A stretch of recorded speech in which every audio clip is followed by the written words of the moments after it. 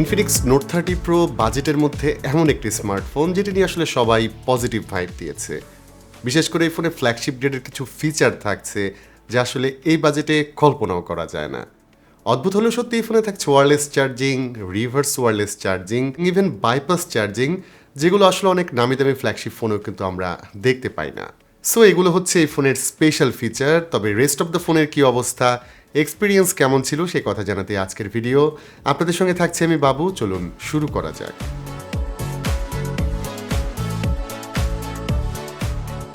এই ফোনের প্রাইস ২৭,৯৯৯ টাকা, যেখানে আমরা পাচ্ছি 8GB র্যাম এবং 256GB স্টোরেজ কিন্তু 128GB না, যা বেশিরভাগ ফোনেই থাকে। সো এই বিগ স্টোরেজের কারণে এখানে কিন্তু এক্সট্রা ভ্যালু যোগ হচ্ছে। তবে এই ফোনের ভ্যালু আরও বেড়ে যাচ্ছে, কারণ এই ফোনের বক্সের সাথে কিন্তু আমরা একটি ওয়্যারলেস চার্জার পেয়ে যাচ্ছি ফ্রি, যা আলাদাভাবে কিনতে গেলে ২,০০০ টাকা লাগবে। তো ফ্রি ওয়্যারলেস চার্জার ছাড়াও বক্সের ভেতর একটি চার্জিং অ্যাডাপ্টার থাকছে, যেটি 68 ওয়াটের ফাস্ট চার্জার। এছাড়াও নেসেসারি যা যা থাকা দরকার সবই এই বক্সে থাকছে, including a glass protector. Design নিয়ে বলবো, ইনফিনিক্স নোট 30 প্রো আমার কাছে খুব একটা ইন্সপায়ারিং মনে হয়নি। খুবই স্ট্রেট কাট এবং বক্সি শেপের ডিজাইন। হাতে নিলে কিছুটা শার্প টাইপের ফিল হয়, যেটা অনেকের কাছে ভালো নাও লাগতে পারে। তবে এর ওয়েট ব্যালেন্স ভালো থাকায় হাতে খুব একটা আনকমফোর্টেবল লাগে না। এর ওয়েট হচ্ছে 203 গ্রামের মতো। বিল্ড ম্যাটেরিয়ালের ক্ষেত্রে ফ্রেমগুলো প্লাস্টিক বা পলিকার্বনেট। তবে ভালো বিষয় হলো রিয়ার সাইডে কিন্তু গ্লাস থাকছে। এতে ফ্রস্টেড কোটিং থাকছে, যে কারণে এতে আঙুলের ছাপ একদমই পড়ে না এবং ধরতেও খুবই সফট কুশি টাইপের একটি ফিল পাওয়া যায়। তবে গ্লাস কিন্তু খুবই ফ্র্যাজাইল একটি জিনিস, সো হাত থেকে পড়ে গেলে ভেঙে যাবে ডেফিনেটলি। সো বক্সের ভেতর থাকা টিপিউ কেসটি অবশ্যই ব্যবহার করবেন। তো এই ফোন সম্পর্কে দুটি মাইনর বিষয় এখানে জানিয়ে রাখি। একটি হচ্ছে এই ফোনের ফিঙ্গারপ্রিন্ট স্ক্যানার, সেটার সাইজ কিন্তু খুব একটা বড় না, এটা আরেকটু লম্বা এবং চওড়া হলে ব্যাপারটা ভালো হতো। সেই সাথে এর যে ভলিউম রকার্স, সেটাও কিন্তু ফ্রেমের সাথে একদম লাগানো, এটা আরেকটু বড় সাইজের হলে ডেফিনেটলি ভালো হতো। আরেকটা বিষয় হলো ডিসপ্লেতে সাইড থেকে সুইপ করলে একটু শার্প ফিল পাওয়া যায়, যেহেতু এটি অলমোস্ট ফ্ল্যাট প্যানেল। তবে বিল্ডের ক্ষেত্রে একটি ভালো বিষয় হলো ফোনটিতে IP53 রেটিং থাকছে। সো হালকা পাতলা পানির ঝাপটা, বৃষ্টির পানি এবং ডাস্ট থেকে ফোনটি কিন্তু সেফ থাকবে। অন্যদিকে ইন অ্যান্ড আউটসের ক্ষেত্রে এই ফোনে লিটারেলি কিছুই মিসিং থাকছে না।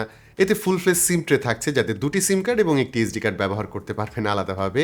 থাকছে 3.5mm headphone Jack, side mounted fingerprint scanner এবং ডুয়েল স্টেরিও স্পিকার।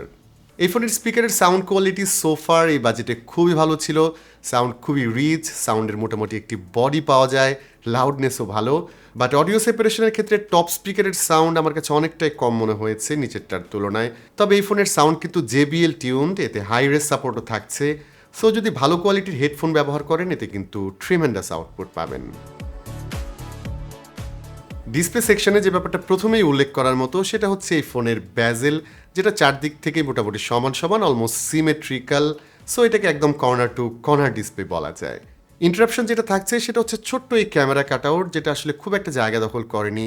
সো আপনি যখন মাল্টিমিডিয়া কনজিউম করবেন বা গেমিং করবেন, তখন কিন্তু খুবই ভালো এক্সপিরিয়েন্স পাবেন। এটি 6.6 ইঞ্চ ফুল HD+ LTPS অ্যামোলেড প্যানেল, থাকছে 1 বিলিয়ন কালার সাপোর্ট।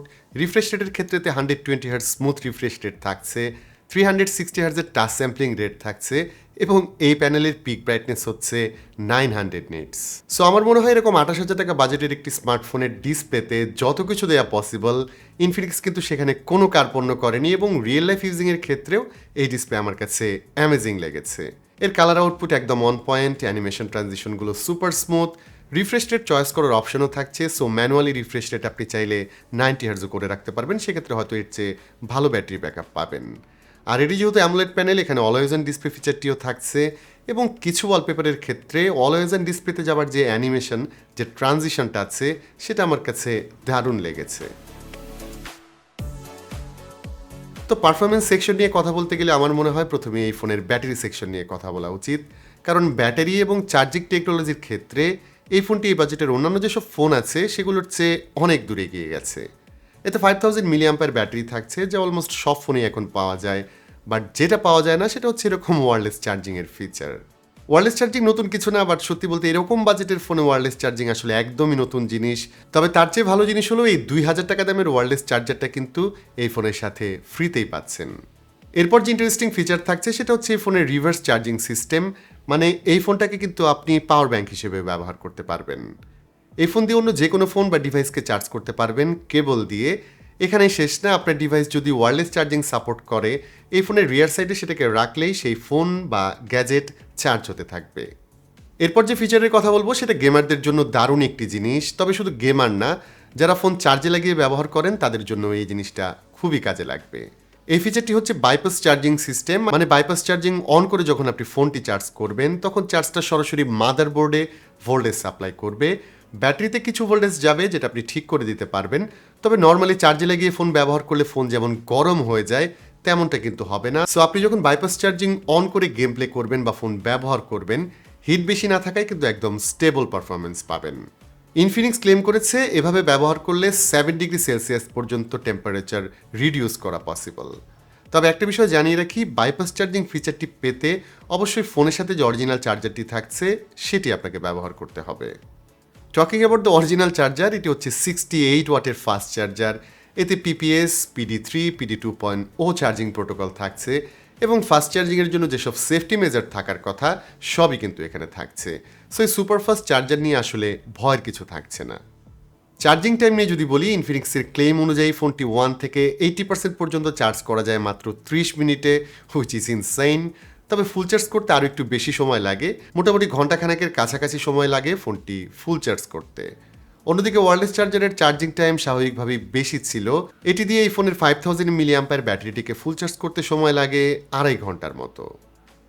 ব্যাকআপের ক্ষেত্রে ইনফিনিক্স নোট 30 প্রো আমাকে কোনোভাবেই হতাশ করেনি। সিঙ্গেল চার্জে রেগুলার ইউজে আমি 1.5 দিনের ওপর ফোনটি ব্যবহার করতে পেরেছি।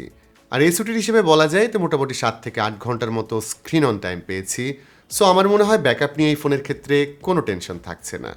টেনশন থাকছে না এর র পারফরমেন্স নিয়েও, কারণ এর যে এসওসি মিডিয়াটেক হেলিও G99 সেটা কিন্তু মিড টু হেভি ইউজার যারা আছেন তাদের জন্য এনাফ পাওয়ার প্রোভাইড করতে পারে। এটি 6 ন্যানোমিটার বিল্ড এসওসি, সো এটা পাওয়ার এফিশিয়েন্ট। একই সাথে 2.2 গিগাহার্জ ক্লক স্পিডের সিপিইউ থাকায় পারফরমেন্সও ভালো পাওয়া যায়। এতে 8 গিগাবাইট র্যাম থাকছে, যা ভার্চুয়ালি 16 গিগাবাইট পর্যন্ত এক্সটেন্ড করা যায়। যদিও ভার্চুয়াল র্যাম খুব একটা কাজের কিছু না, তবে মাল্টিটাস্কিং এর ক্ষেত্রে কিছুটা এক্সট্রা স্পেস পাওয়া যায়। তবে কাজের জিনিস ছিল এই ফোনের স্টোরেজ, যেখানে 256 গিগাবাইট UFS 2.2 টাইপের স্টোরেজ থাকছে। সো যারা লম্বা সময় ধরে একটি ফোন ব্যবহার করেন, লাইক 3-4 বছর, তাদের জন্য বেশি স্টোরেজ থাকা খুবই দরকারি। এক্সপিরিয়েন্সের কথা যদি বলি, রেগুলার ইউজে ফোনটি খুবই ভালো পারফর্ম করেছে। অ্যাপ ওপেনিং, মাল্টিটাস্কিং যথেষ্ট ভালো ছিল এবং হাই রিফ্রেশ রেট থাকার কারণে পুরো এক্সপিরিয়েন্সটাই স্মুথ ছিল। তবে এর অপারেটিং সিস্টেম XOS, যেটা এখনকার যেসব স্মার্টফোন থাকছে সেগুলোর তুলনায় ভিজুয়ালি অনেকটাই ভারী লাগে দেখতে। কাজের ক্ষেত্রে এটি ঠিকঠাকই আছে, বাট প্রচুর আননেসেসারি অ্যাপ এখানে দেখা যায় এবং সিম্পলিসিটি এবং স্টক অ্যান্ড্রয়েড লাইকের যে ব্যাপারটা থাকছে সেটা কিন্তু আমরা iOS এর ক্ষেত্রে পাইনি। বাট ভালো বিষয় হলো আমরা এখানে অ্যান্ড্রয়েড 13 পাচ্ছি অপারেটিং সিস্টেম হিসেবে। গেমিংয়ের কথা যদি বলি, আমি বেসিক্যালি ক্যাজুয়াল টাইপের গেমার। এই ফোনে টুকটাক কিছু গেম প্লে করেছি এবং প্লেইং এক্সপিরিয়েন্স আমার কাছে ভালো মনে হয়েছে। কল অফ ডিউটিতে frame rate, touch response excellent ছিল এবং একই সাথে পাবজিও লো সেটিংসে খুব ভালো পারফর্ম করেছে। আপনি চাইলে এইচডি গ্রাফিক্সও এটি প্লে করতে পারবেন, বাট লো সেটিংসে 40 FPS এর মতো ফ্রেম রেট পাওয়া যায়, যেটা আমার মতো ক্যাজুয়াল টাইপের যারা গেমার আছেন তাদের জন্য গুড এনাফ। বাট একদম এক্সট্রিম টাইপের গেমার যারা আছেন স্বাভাবিকভাবেই এই ফোনের ক্ষেত্রে হয়তো তাদের এক্সপেক্টেড যে পারফরমেন্স সেটা পাবেন না। তো এবার বাদ থাকলো এই ফোনের ক্যামেরা, এবং যেই সেকশনে আমি আসলে কিছুটা হতাশ হয়েছি। প্রথম কথা হচ্ছে, আমি এখানে একটি ultra wide angle camera expect করেছিলাম, বাট এখানে কিন্তু কোনো আল্ট্রা ওয়াইড অ্যাঙ্গেল ক্যামেরা থাকছে না। এখানে থাকছে একটি 108 মেগাপিক্সেলের প্রাইমারি ক্যামেরা এবং দুটি অলমোস্ট ইউজলেস ক্যামেরা। এর মধ্যে একটি 2 মেগাপিক্সেল ম্যাক্রো এবং অন্যটি এআই সেন্সর। আর এই ফোনের ফ্রন্টে ছোট্ট এই কাট আউটের মধ্যে থাকছে একটি 32 মেগাপিক্সেল ক্যামেরা। তো দিনের বেলার প্রাইমারি ক্যামেরা দিয়ে তোলা ছবি একদম ঝকঝকে তকতকে থাকে।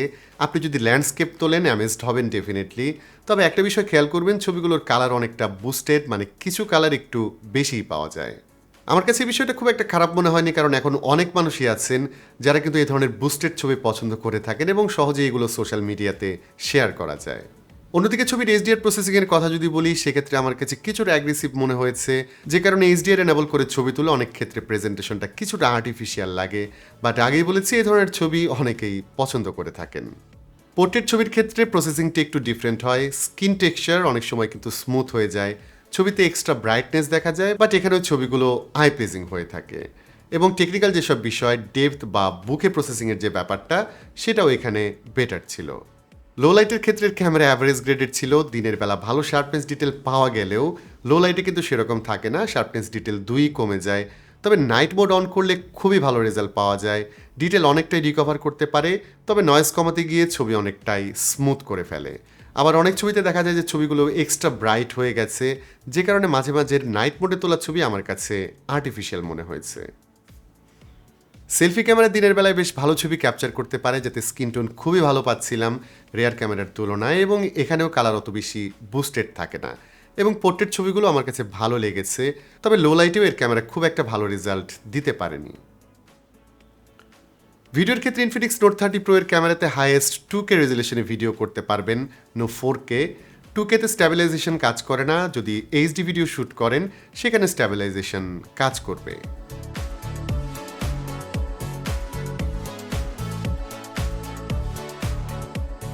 তো এই ফোন নিয়ে যদি সাম আপ করি, অবশ্যই বলবো অফিসিয়াল মার্কেটে এই ফোনটি ডিফারেন্ট একটি জিনিস, যেটি ব্যাটারি সহ অনেক সেগমেন্টে আসলে নতুন স্ট্যান্ডার্ড সেট করেছে।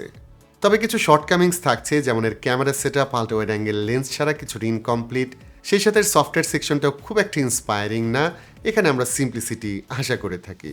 তবে ভালোর কাতারে থাকবে battery section, display, solid performance এবং এই ফোনের বিল্ড কোয়ালিটি।